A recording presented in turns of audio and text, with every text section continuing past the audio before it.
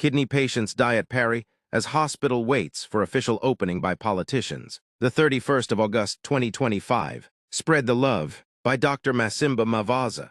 Scores of renal patients are dying at Pari Hospital in Harare, despite the acquisition of new dialysis machines donated. Through the First Lady's initiative, the renal unit is currently in crisis, with only one functioning machine in Ward B10, while 17 brand new machines remain unused in Ward B6, locked away as the ministry awaits an official opening day. Families of patients who depend on dialysis are devastated as their loved ones succumb to preventable complications. Many cannot afford private treatment, where costs are prohibitively high. This situation is unbearable. People are dying while life-saving machines are gathering dust, said one relative who asked not to be named. Medical experts stress that dialysis is a lifeline, and delays in treatment can be fatal. The absence of adequate machines exposes patients to conditions such as fluid overload, low blood pressure, heart failure, and electrolyte imbalances. Despite the urgency, hospital administrators are accused of prioritizing publicity over patient care,